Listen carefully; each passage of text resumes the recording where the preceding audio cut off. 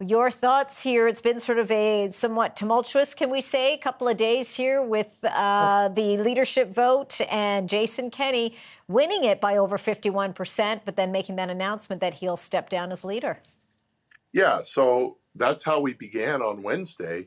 And then yesterday, the UCP caucus agreed to have Kenney remain as premier and not to appoint an interim leader. So it gets quite complicated. You can imagine how difficult it would be for a cabinet minister to now run for the leadership, trying to differentiate themselves and distance themselves from Premier Kenney, because there's a reason he only got 51% within his own party. How do you do that when Kenney is still the premier of the province? And rumors are rife that Kenney may, in fact, even run for the leadership of the party. And that would also be very weird, because if you're the interim leader, you're prevented from running in the leadership race because a leader has all sorts of massive benefits. But Kenney isn't the interim leader. He is the leader. Right. And he is the premier. So it's a very complicated situation that we're saying. This is not clean.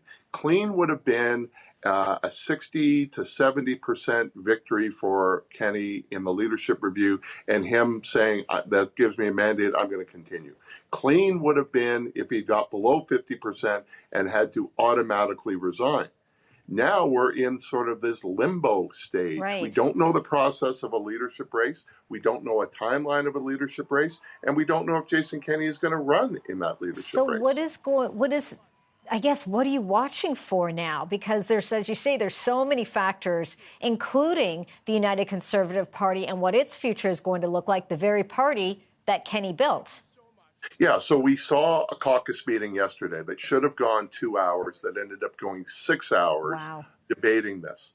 Then we saw a cabinet meeting, and you saw photos of that with a standing ovation of Kenney as he walked in the room and glad handing with all the ministers in full front of the cameras.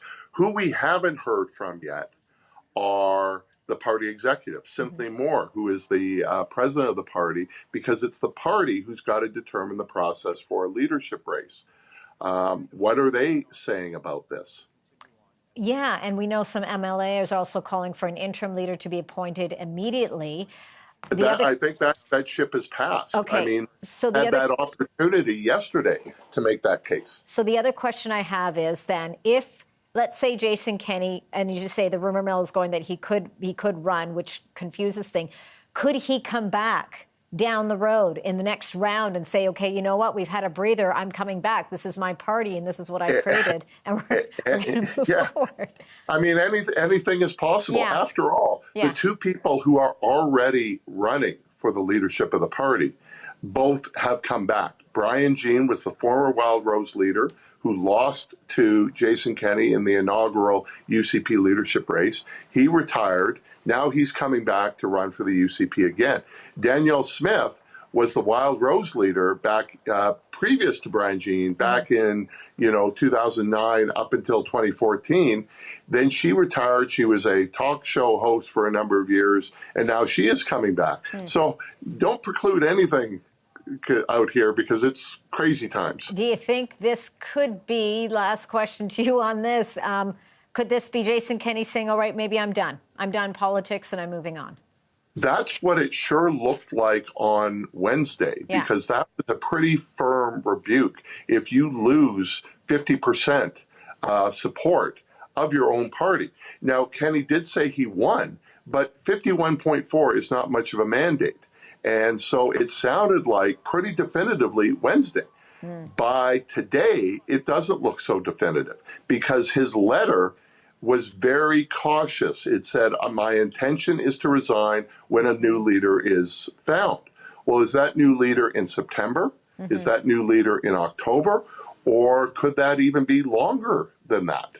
And we don't have interim premiers in this country. You are the premier with all the power and authority at play. How can you then what role can you then play in a leadership race? There's lots of tools that you have to benefit one side or another, one candidate or another. And if you're the candidate, how do you be candidate and premier at the same time? Exactly. Oh, my goodness. And this is Friday. Who knows what's going to happen by Monday or Tuesday, Duane? Well, it's a long weekend, so maybe everybody will go camping. Maybe. They'll think about this, and Tuesday we'll have greater clarity. But we sure don't have clarity tonight. Before I let you go, I do want to get your quick reaction to Huawei, Canada's ban on that. And of course, we're hearing China's reaction in terms of the assessment now they're going to do on this. Your quick take on this, Duane? Oh, this was the right decision. It was just a surprise that it's taken this long. All of our closest allies have made the same decision. So if China's going to retaliate against us, they've already retaliated with, the seizure of the two Michaels, with canola boycotts, with a pork boycott. They've retaliated against the Australians. Are they going to retaliate? They're in a trade war with the United States. So I think Canada is prepared for that. There are reasons that we are banning them from the 5G. There are lots of significant allegations about industrial espionage already. Do you want access to the closest technology of the Canadian government? No, you don't. And so there's a reason that China is being banned, but Finland isn't, or the Americans are not. Right. Well, a lot to keeping an eye on, indeed. Duane Bratt, good to have you, political science professor at Mount Rowan University. Thank you so much for Duane. I hope you have yourself a good long weekend.